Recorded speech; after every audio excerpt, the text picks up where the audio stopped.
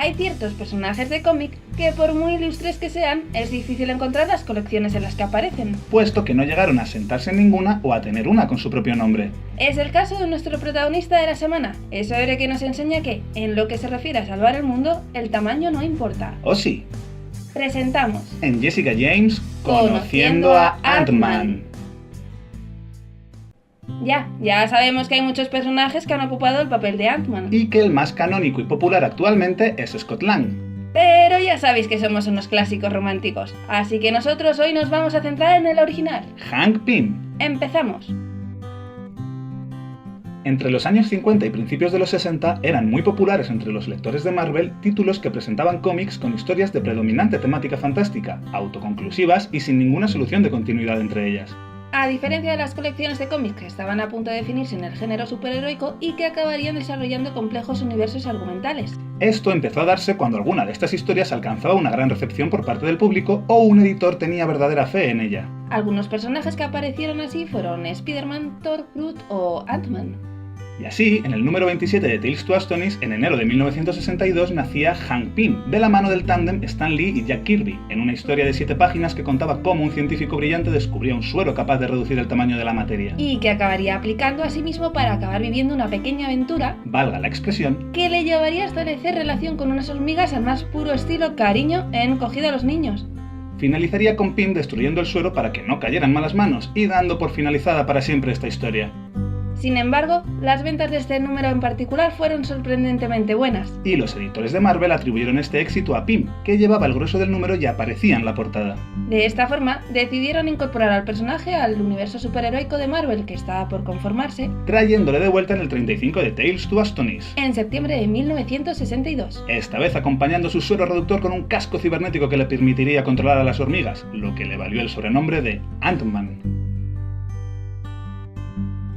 Aunque pronto el recurso de las hormigas empezó a quedarse pequeño, valga la expresión, desde el punto de vista argumental, y se optó por incluir un personaje complementario que proveyera al protagonista de un poco de interacción. Y así, Marvel presentaría a Janet Van Dyne, la avispa, en el número 44 de la serie. En estos números se revelaría que Hank Pym era en realidad viudo. Y se empezaría a fermentar un romance entre ambos personajes, basado en las llamadas de atención continuas de ella y la indiferencia de él. Y aunque esta relación podía representar algún arquetipo de pareja en los 60, a día de hoy la consideraríamos extremadamente insana, por no decir explícitamente machista. Apuntad esto, que será importante más adelante. La temática giraba en torno a la típica de la época.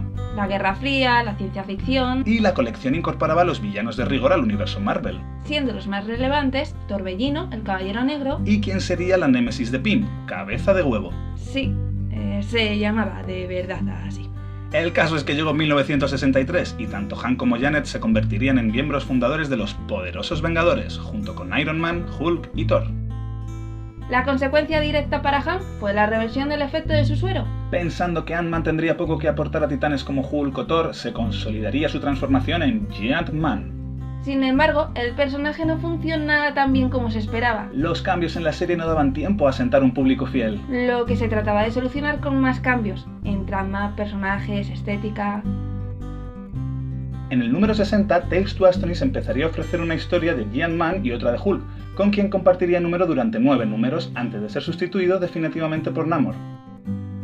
Su caída en desgracia se acentuó cuando Stan Lee decidió apartar de los Vengadores a los miembros fundadores en el número 16 de Avengers. Durante unos meses, Hank y Janet desaparecieron literalmente del universo Marvel, mientras que el resto de Vengadores acabaría consiguiendo su propia colección.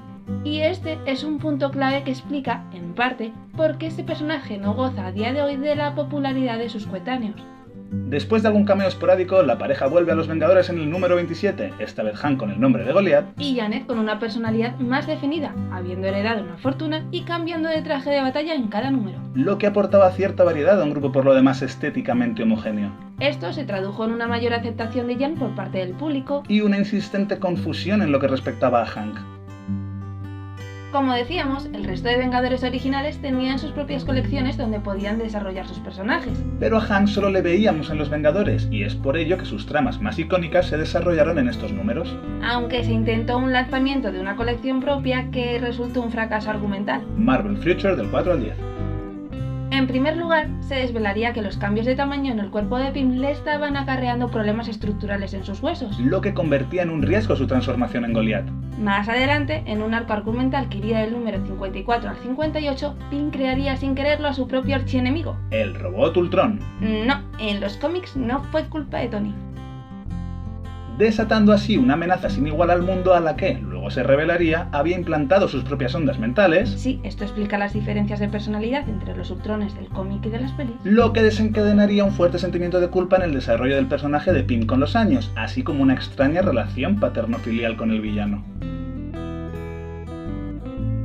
Inmediatamente después, en los números 59 y 60 de la serie, Hank sufriría un severo desorden de personalidad debido a sus inseguridades hacia Jan, asumiendo la identidad de Yellow Jacket. No, en los cómics no es Darren Cross. Y afirmando que había asesinado a Goliath. En este estado se casaría por fin con Janet, quien aprovecharía la situación siendo consciente en todo momento de la identidad verdadera de Yellow Jacket. ¿Os parece una forma sana de empezar un matrimonio? En fin, una trifulca con el circo del crimen devolvió a Hank a sus cabales al final de la boda.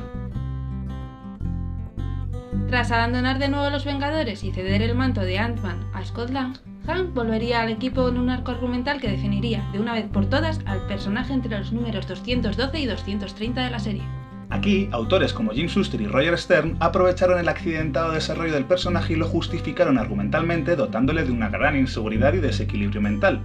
Sus continuos cambios de identidad, sus negativas a comprometerse con Janet, sus idas y venidas de los Vengadores, sus experimentos con distintos campos como la bioquímica o la robótica, todo obedecería a un severo complejo de inferioridad. En base a ello, se nos plantea la situación en la que Hank es juzgado por todos sus compañeros Vengadores por haber atacado a un villano derrotado, lo cual hizo por intentar hacerse el héroe disparándole con un chisme que había inventado y que no estaba siendo capaz de hacer funcionar. Por otra parte, se aprovecharon los insanos pilares sesenteros de su relación con Janet y se llevó hacia una relación de maltrato psicológico. El estrés generado por el Consejo de Guerra, unido al declive de su relación, llevó a Hank a golpear a Janet, lo que le valdría su expulsión del grupo y el divorcio. Tras estos hechos, y con Hank buscando redención, ya consciente de la que había liado, vuelve cabeza de huevo para aprovechar el momento de debilidad de su enemigo e incriminarle en un delito, siendo detenido y encarcelado por sus excompañeros Vengadores. Hank tendría su momento de redención al ser secuestrado de su propio juicio por los amos del mal de cabeza de huevo, derrotándolos a todos por sí mismo y limpiando así su nombre ante la ley. Cabe destacar la humanización con la que se trata un tema tan duro como la violencia de género, generando situaciones que incluso hoy llamarían a la reflexión. Integrando en el mismo personaje al héroe y al maltratador. Y dejando incluso a los héroes más poderosos de la Tierra indefensos ante tal amenaza. Hank abandonaría el grupo con el perdón de sus compañeros y de su exmujer, aunque con los comprensibles odios del fandom. Se uniría años más tarde a los Vengadores de la Costa Oeste con el alias de Dr. Pym y aplicando su tecnología modificadora de tamaño a objetos, enemigos. Tras la disolución del grupo, Hank volvió a los Vengadores para ser Goliath. Luego otra vez Yellow Jacket, Ant-Man, incluso usó el sobrenombre de Avispa cuando se creía muerta Janet. Con quien, por cierto, volvió a comenzar una relación tras los hechos ocurridos en Avengers Disassembled. Estuvo en el Team Iron Man en Civil War. Y vivió su propio canto de cisne en Age of Ultron. Y por nuestra parte, eso ha sido todo. Este ha sido un resumen sobre los hechos más relevantes en la vida de Hank Pym, el Ant-Man original. No olvidéis que tenéis la cajita de comentarios si queréis opinar del viejo Hank. Un constante experimento editorial y un gran héroe en el cuerpo de un hombre pequeño. Valga la expresión.